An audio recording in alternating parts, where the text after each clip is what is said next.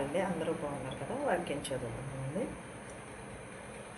నిర్గమాకాండము 15:26 వచనం. నిన్ను స్వస్థపరచు యెహోవాను నేనే అని అన్నాడు.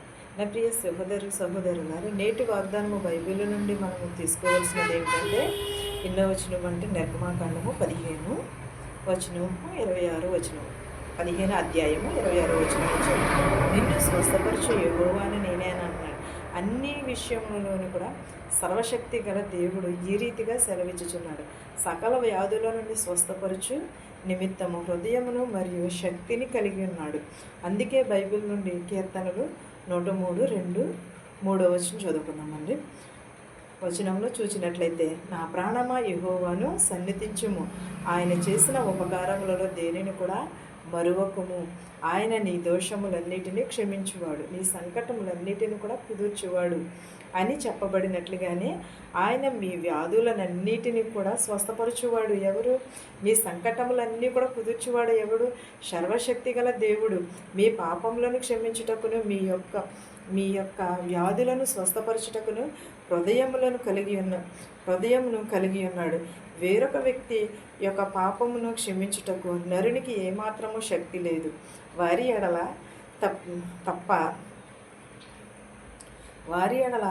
తప్పిదము చేసిన వారికి క్షమాపణ ఉంటుంది, కానీ వారి ఆసక్తిలోనికి పాపపు వేరు అనగా దాని మూలముగా తొలగించడానికి శక్తి లేదు. దేవుడు క్షమించినప్పుడు పాపములన్నీ ఆ వ్యక్తిలో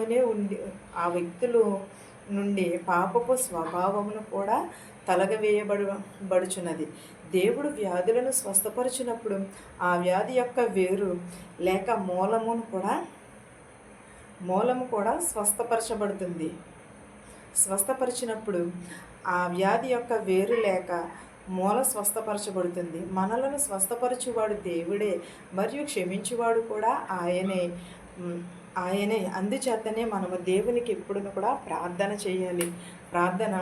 ప్రార్థన చేయుచున్నాము. బెత్లెహేములో ప్రార్థన కేంద్రంను కలిగి ఉన్నాము.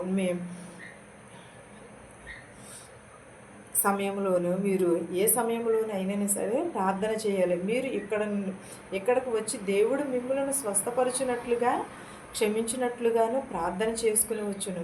బైబిల్ నుండి యాకోబు 5వ అధ్యాయము 14వ వచనం 15వ వచనం ఇలాగ రాయబడి ఉన్నదండి. మీలో ఎవడైనను రోగి అయి ఉన్నాడా? అతడు సంఘపు పెద్దలను పిలిపింపవలెను. వారు ప్రభువు నామమున అతనికి నూనె రాసి అతని కొరకు ప్రార్థన చేయవలెనని విశ్వాస సహితమైన ప్రార్థన ఆ రోగిని స్వస్థపరచును. ప్రభు అతనిని ఆ రోగిని కూడా స్వస్థపరచును. ప్రభు అతనిని లేపును. అతడు పాపములను కూడా చేసిన వాడైతే క్షమాపణ నొందును.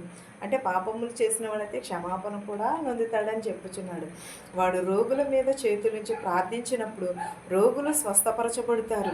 యాకోబు పత్రిక ద్వారా బైబిల్ ఇలాగ సెలవిచ్చుచున్నది.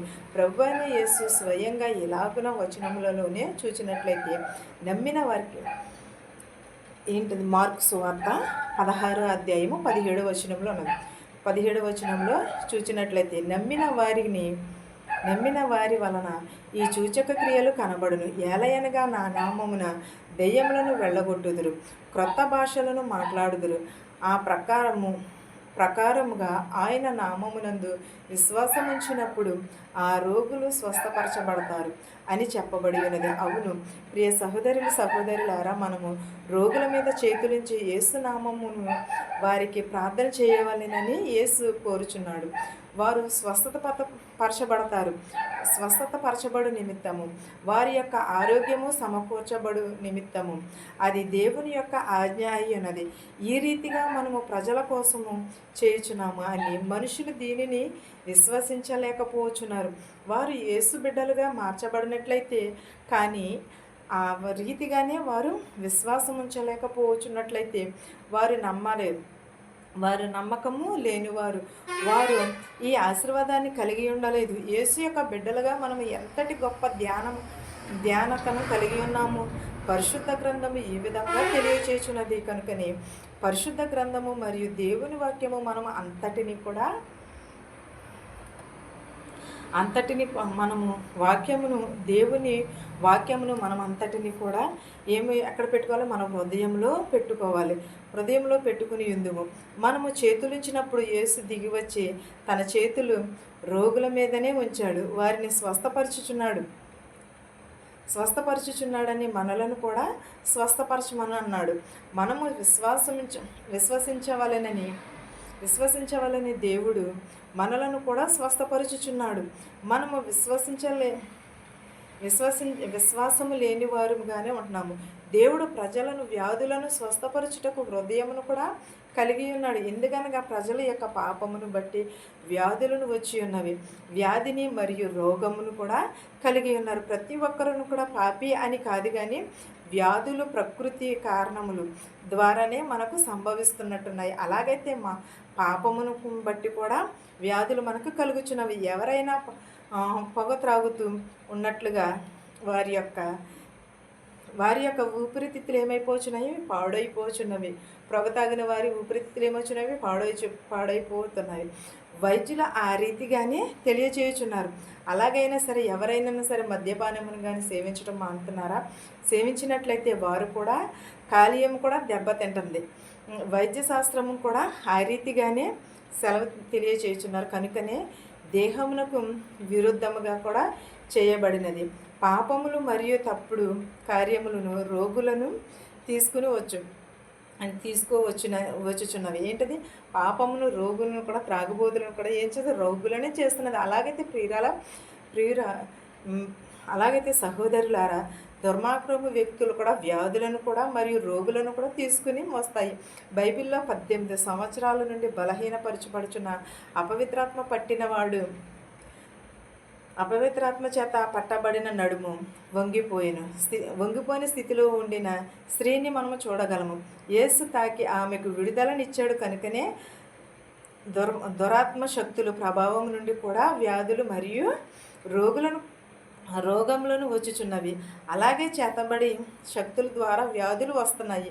ఇకన అవిధేయత వలన కూడా రోగములను మరియు వ్యాధులను సంక్రమిస్తున్నాయి. అవునండి, అనేకమైన కార్యములు ఉన్నవి. కానీ ఒక వ్యక్తి యేసు వైపునకు మరలకుండినట్లయితే, ఎందుకనగా ప్రతి ఒక్కరు కూడా ఒకరి స్వస్థత కోసమే ఆయన వెలుచున్నాడు. కనుకనే ఆయన తన దేహమును సిలువలో గాయపరచబడిన నిమిత్తము అనుమతించుచున్నాడు. గనుకనే తద్వారా బైబిల్ నుండి యెషయా 53వ అధ్యాయము 5వ వచనంలో చూసినట్లయితే, మనము అతిక్రమములను బట్టి అతడు గాయపరచబడిను, మన దోషములను బట్టి నలగగొట్టబడిను, మన సమాధానార్థమైన శిక్ష అతని మీద పడెను, అతడు పొందిన దెబ్బల చేత మనకు స్వస్థత కలుగుచున్నది అని చెప్పబడినట్లుగానే మనము ఆయన పొందిన గాయములను ద్వారానే మనము స్వస్థపరచబడుచున్నాము. ఈ రోజుని మనము ఇలా స్వస్థపరచు నిమిత్తము ఉన్నామంటే ఆయన తన దేహముల మీద గాయములను అనుమతించాడు. కనుకనే యెషయా 52:3వ అధ్యాయంలో మరియు మత్తయి 8:17వ వచనంలో చూసినట్లయితే, ఆయన మాట వలన దెయ్యములను వెళ్ళగొట్టి రోగులను స్వస్థపరిచెను. అందువలన ఆయనే మన బలహీనతలను కూడా వహించుకుని మన రోగములను భరించెను. ఆ ప్రవక్త అయిన యెషయా ద్వారా చెప్పబడినది నెరవేరిన ప్రకారమే మీ ఆత్మ యొక్క స్వస్థత కొరకు మరియు అలాగుననే మీ దేహము యొక్క స్వస్థత కొరకు ఈరోజు మీరు యేసు చెంతకు రండి. ఇకను బైబిల్ నుండి కూడా ఇర్మియా 8వ అధ్యాయం 22వ వచనంలో ఎలా చూచినట్లయితే, గిలాదు గుగ్గిలను ఏమీయూ లేదా, అక్కడ ఏ వైద్యుడును లేడా, నా జనులకు స్వస్థత ఎందుకు కలుగకపోవచ్చున్నది అని దేవుడు కేక పెట్టుచున్నాడు. ఇకను మత్తయి సువార్త 9:35వ వచనంలో చూద్దామండి.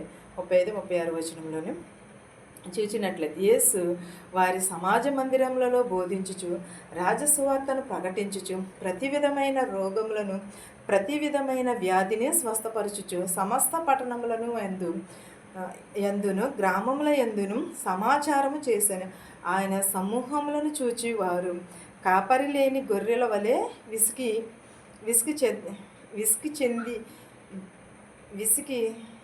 చెదరి ఉన్నందున వారి మీద కనికరపడిన. ఆ ప్రకారము బహుజన సమూహమును కూడా ఆయనతో ఉండుట చూచి ఆయన కనికరముతో చ చలి చలి చలించిపోయాడు.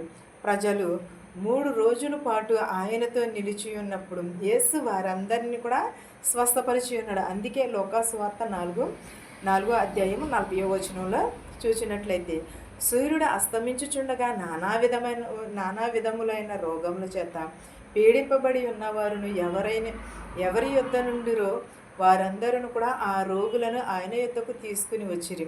అప్పుడు ఆయన వారితో, ప్రతి వాని మీద చేతులుంచి వారిని స్వస్థపరిచిన. నా ప్రియ సహోదరులారా, ప్రతి ఒక్కరూ కూడా అది యేసు యొక్క హృదయమని ఉన్నది. కనుకనే ఈరోజు మనందరము కూడా కలిసి ప్రార్థన చేయుచుండగా ఆయన దిగివచ్చి మనలను స్వస్థపరిచిన. కనుకనే నేటి వాగ్దానము నుండి దేవుడు మిమ్మును దీవించునుగాక. ఆమేన్.